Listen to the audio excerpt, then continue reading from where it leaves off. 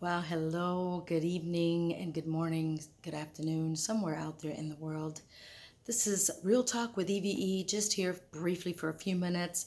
I had bad connection to go live, so I am doing this via video. And of course, I've been seeing so many things that are taking place in the area from women and or men being under control by other things and people. And I'm just here to kind of talk to you a little bit about why you shouldn't let others control you, and also to define what it means for someone else to control you.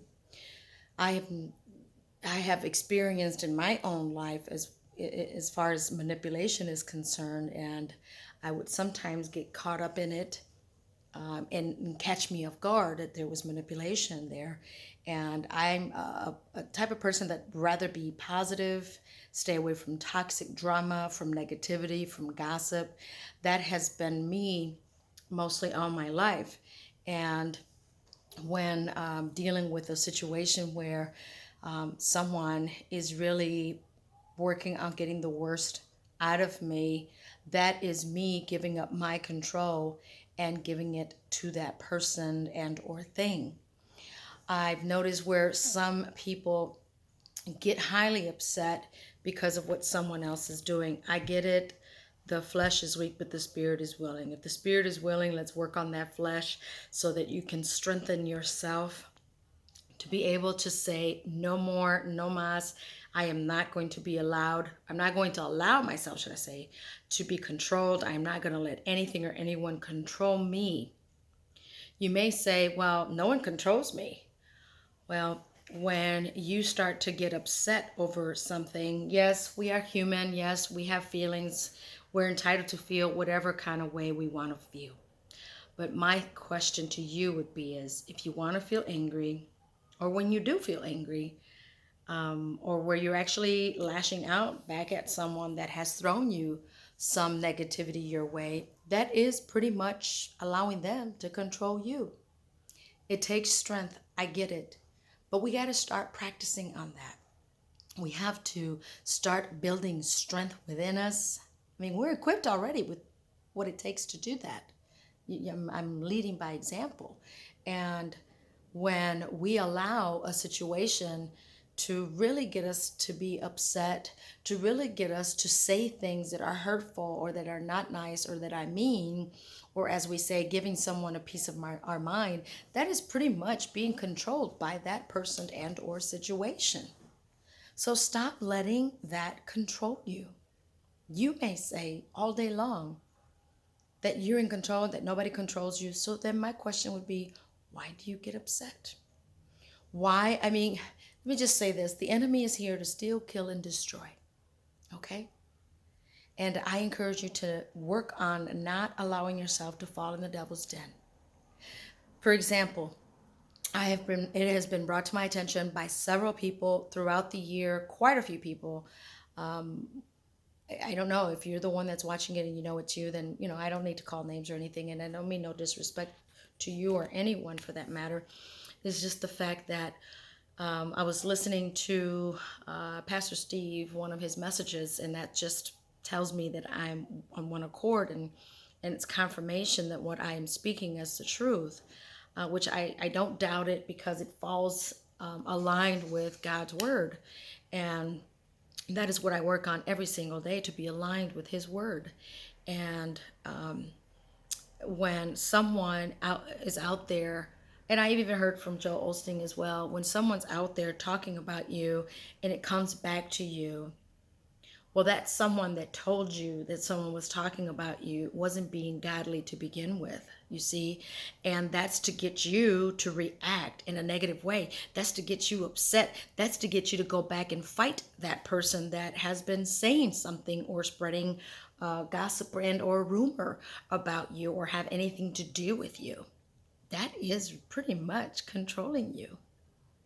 That's taking control over you.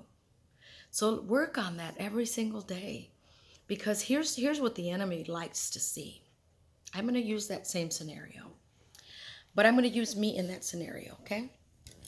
So I'm told that um, someone talked about you and they're spreading, whether it's rumors or not, doesn't matter.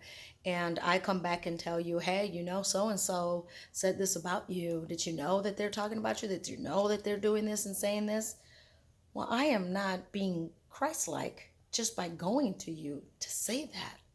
Because what that is going to create is animosity, is anger, is possible argument with that person.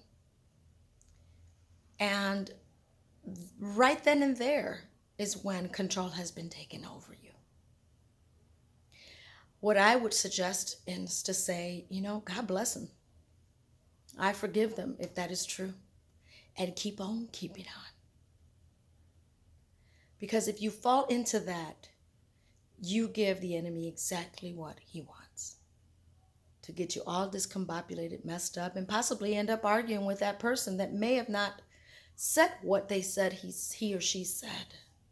And even if they did say something, we need to squash it right there when it comes to our ears. Right there.